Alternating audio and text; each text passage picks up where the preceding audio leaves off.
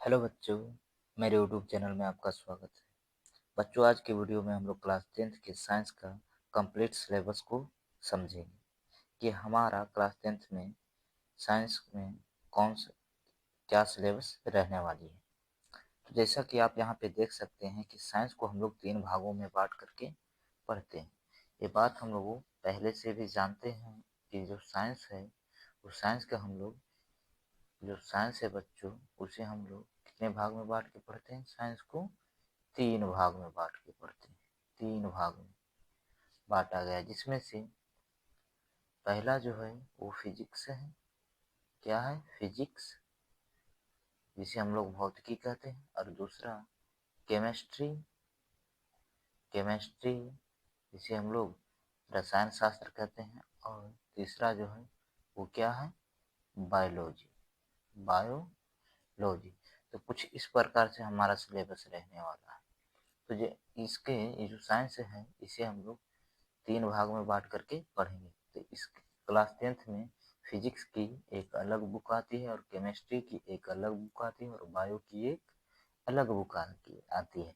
लेकिन अगर एनसीईआरटी के अनुसार देखा जाए तो ये एक ही बुक में इन तीनों सब्जेक्ट को मिला करके दिया गया है। तो आइए सबसे पहले हम लोग समझेंगे कि फिजिक्स में हमें कौन कौन से चैप्टर पढ़ने हैं, और केमिस्ट्री में कौन कौन से चैप्टर पढ़ने हैं, और बायोलॉजी में कौन कौन से चैप्टर पढ़ने हैं। तो आइए इसे हम लोग देखते हैं। तो सबसे पहले हम लोग देखेंगे कि फिजिक्स में कौन कौन से चैप्टर पढ़ने हैं। तो जैसा कि आप यहाँ पे देख सकते हैं, फिजिक्स जिसे हम लोग क्या कहते हैं? भौतिकी। तो भौतिकी में सबसे पहला जो हमारा चैप्टर है वो रिफ्लेक्शन ऑफ लाइट, यानी प्रकाश का परावर्तन है। तो याद रखना, पहला चैप्टर में यानी फिजिक्स के पहले चैप्टर में हमें क्या पढ़ना है? रिफ्लेक्शन ऑफ लाइट, यानी प्रकाश का परावर्तन। और सेकंड जो चैप्टर है, सेकंड चैप्टर में क्या पढ़ना है? तो रिफ्रैक्शन ऑफ लाइट, यानी प्रकाश का अपवर्तन के बारे में पढ़ेंगे। और तीसरा जो चैप्टर होगा वो क्या है? ह्यूमन आई, यानी मानव नेत्र के बारे में पढ़ना है।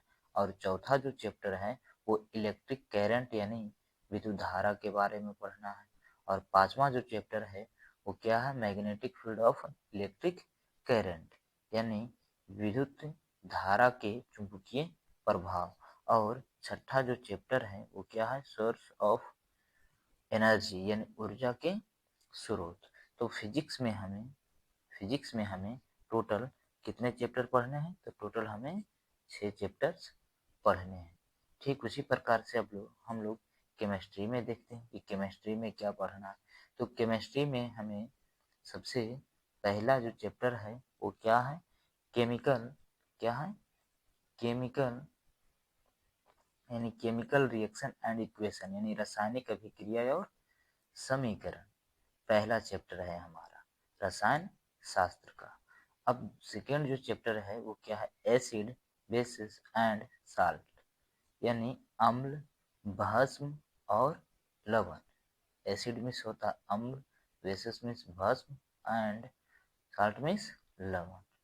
इस प्रकार से हम कह सकते हैं कि सेकेंड जो चैप्टर है वो रसायन शास्त्र में क्या पढ़ना है? Acid, base and salt. चलिए, तीसरा जो चैप्टर है, तीसरा चैप्टर में मेटल्स एंड नॉन मेटल्स के बारे में पढ़ना है, अर्थात कहें तो धातु और अधातु के बारे में पढ़ना है। और चौथा जो चैप्टर है उसमें क्या पढ़ना है? तो कार्बन एंड इट्स कंपाउंड, यानी कार्बन तथा इसके यौगिक के बारे में पढ़ना है। और पांचवा जो चैप्टर है, पांचवा में क्या पढ़ना है? पीरियोडिक टेबल, पीरियोडिक टेबल यानी आवर्त सारणी के बारे में पढ़ना है। और छठा जो चैप्टर है, छठे चैप्टर में हम लोगों के नेचुरल रिसोर्सेज, यानी प्राकृतिक संसाधन के बारे में पढ़ना है। तो जिस प्रकार से हम लोगों ने देखा कि फिजिक्स में 6 चैप्टर पढ़ने हैं, ठीक उसी प्रकार से रसायन शास्त्र में भी कितने चैप्टर पढ़ने हैं? 6 चैप्टर्स पढ़ने हैं। चलिए, अब हम लोग किसके बारे में देखेंगे? तो बायोलॉजी, यानी जीव विज्ञान, यानी जीव विज्ञान में कितने चैप्टर पढ़ने हैं, तो उसे भी हम लोग यहाँ पे समझते हैं। तो जैसा कि आप यहाँ पे देख सकते हैं कि जीव विज्ञान जिसे हम लोग बायोलॉजी कहते हैं, तो बायोलॉजी में कितने चैप्टर पढ़ने हैं? तो इसमें टोटल 8 चैप्टर्स पढ़ने हैं। जैसा कि आप जिसमें से पहला जो चैप्टर है लाइफ प्रोसेस न्यूट्रिशन यानी जैव प्रक्रम और पोषण, और दूसरा जो चैप्टर है रिस्पायरेशन यानी श्वसन, और तीसरा जो चैप्टर है वो क्या है ट्रांसपोर्टेशन यानी परिवहन, और चौथा जो चैप्टर है वो क्या है एक्स क्रिएशन यानी उत्सर्जन, और पांचवा जो चैप्टर है कंट्रोल एंड कोऑर्डिनेशन यानी नियंत्रण और समन्वय। ठीक उसी प्रकार से छठा जो चैप्टर है प्रोडक्शन यानी जनन के बारे में पढ़ना है, और सातवां जो चैप्टर है हेरिडिटी एंड एवोल्यूशन यानी आनुवंशिकता और जैव विकास के बारे में पढ़ना है, और छठा जो चैप्टर है वो क्या है हमारा पर्यावरण यानी आवर इन्वायरमेंट के बारे में पढ़ना है। इस प्रकार से हम कह सकते हैं कि फिजिक्स में टोटल हमें कितने चैप्टर्स पढ़ने हैं 6, और केमिस्ट्री में कितने चैप्टर्स पढ़ने हैं 6, और बायो में कितने चैप्टर्स पढ़ने हैं 8। तो इस प्रकार से साइंस में हमें टोटल कितने चैप्टर पढ़ने हैं, तो टोटल 20 चैप्टर्स पढ़ने हैं। यानी कितने चैप्टर्स पढ़ने हैं 20 चैप्टर, 20 चैप्टर पढ़ने हैं। अब आते हैं कि इसमें से जो सबसे पहले हम लोगों ने देखा फिजिक्स, तो फिजिक्स में 6 चैप्टर पढ़ने हैं। उसमें से आज हम लोग फर्स्ट चैप्टर का अध्ययन स्टार्ट करते हैं। तो फर्स्ट चैप्टर हमारा क्या था, तो फर्स्ट चैप्टर था प्रकाश का परावर्तन यानी रिफ्लेक्शन ऑफ लाइट। तो ये सबसे पहले रिफ्लेक्शन ऑफ लाइट में सबसे पहले हम लोग प्रकाश यानी लाइट के बारे में समझते हैं कि लाइट क्या होता है। तो जो प्रकाश है, प्रकाश वह कारक है जिसकी सहायता से हम वस्तुओं को क्या करते हैं देख सकते हैं, यानी बिना प्रकाश के हम लोग किसी भी वस्तु को नहीं देख सकते हैं।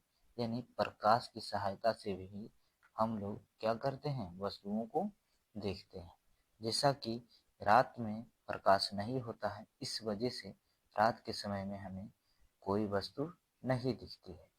अब जब हम लोग टॉर्च या बल्ब या कुछ भी या मोमबत्ती जलाते हैं तो उसके बाद में हम लोगों को रात में दिखाई देने लगता है। तो इस वजह से दिखता है क्योंकि वहाँ पे क्या होता है प्रकाश होता है। बिना प्रकाश के हम लोग किसी भी वस्तु को नहीं देख सकते हैं। और प्रकाश जो होता है वो एक प्रकार की क्या है ऊर्जा है। अब प्रकाश को ऊर्जा क्यों कहा जाता है, क्योंकि हम लोग देखे होंगे ये जो केरोसिन तेल जो होता है, केरोसिन तेल से क्या निकलता है प्रकाश निकलता है। तो हम कह सकते हैं केरोसिन तेल जो है एक प्रकार का ऊर्जा है, और वही ऊर्जा क्या चीज में कन्वर्ट हो जाता है प्रकाश में। तो हम कह सकते हैं कि प्रकाश भी एक प्रकार का क्या है ऊर्जा है। अब यहाँ पे समझते हैं कि प्रकाश आखिर निकलता कहाँ से है। तो याद रखिए प्रकाश जिस वस्तु से निकलेगा उसे हम लोग प्रकाश स्रोत कहेंगे यानी लाइट सोर्सेस कहेंगे, जिसे में यहाँ पे इसका डिफिनीशन दे दिया है कि प्रकाश स्रोत किसे कहेंगे।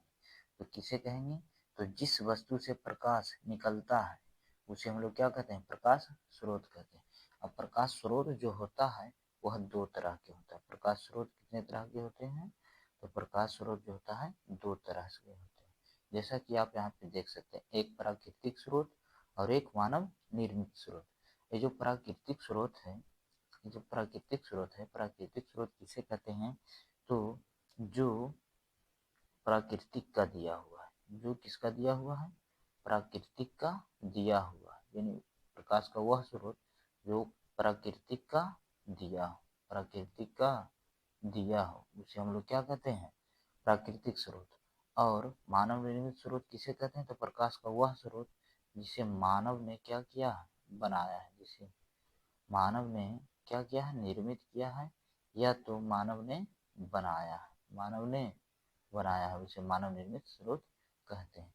अब यहाँ पे बात आती है कि प्राकृतिक स्रोत आखिर कहते किसे हैं। तो जैसे आप लोग देखे होंगे जुगनू, जुगनू क्या इससे प्रकाश निकलता है, जुगनू से क्या निकलता है प्रकाश निकलता है।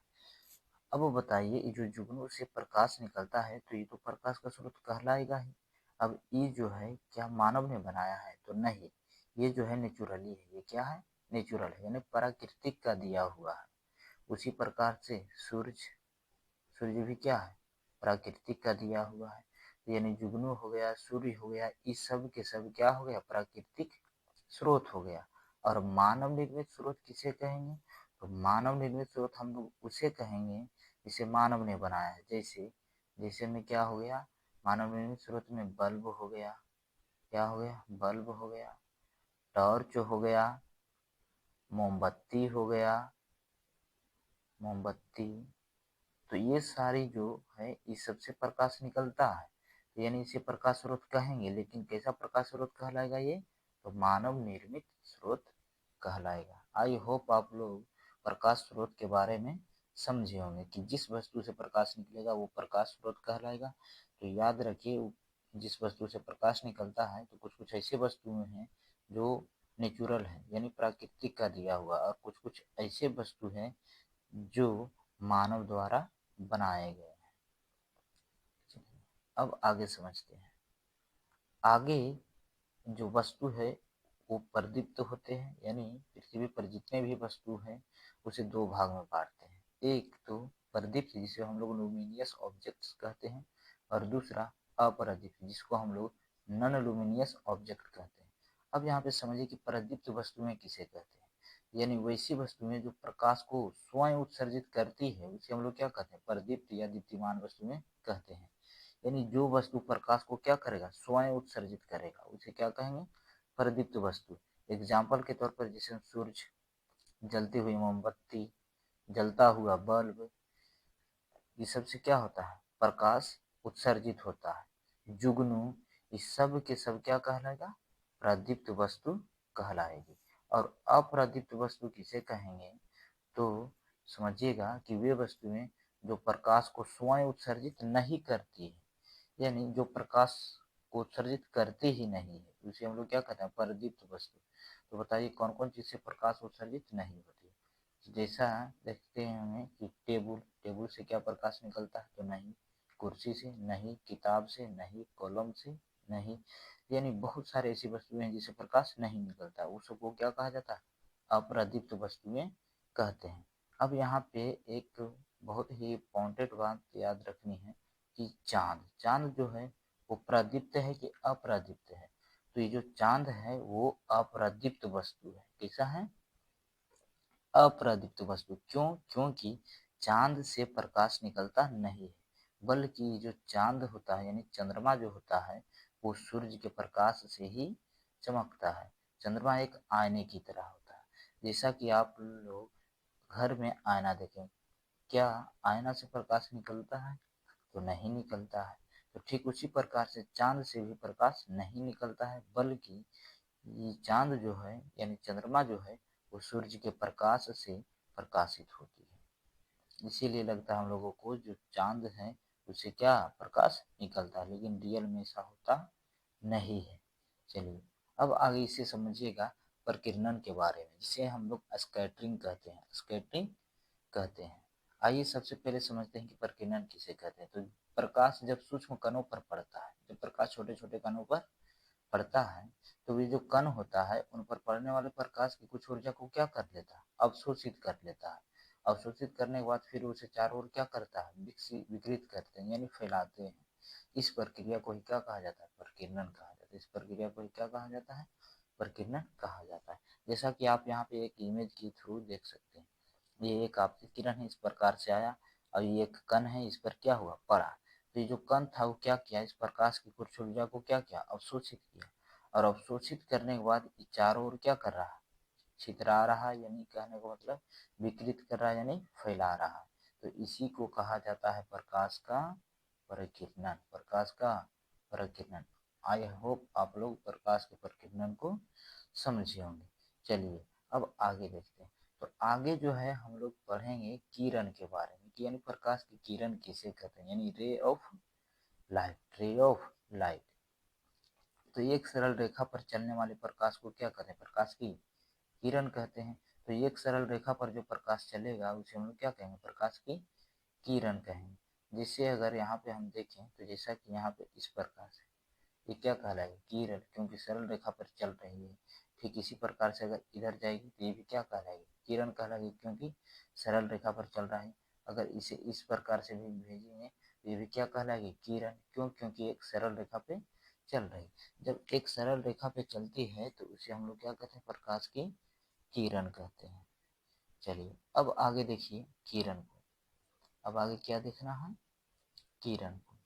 तो प्रकाश का जो किरण पुंज यानी बीम ऑफ लाइट, तो प्रकाश की किरणों के समूह को क्या कहते हैं, प्रकाश का किरण पुंज कहते हैं। अगर इस प्रकार से प्रकाश जो है बहुत सारे प्रकाश रहे तो इसे हम लोग क्या कहेंगे, किरण पुंज कहेंगे। क्या कहेंगे, किरण पुंज। यानी किरणों के समूह को हम लोग क्या कहते हैं, किरण पुंज कहते हैं।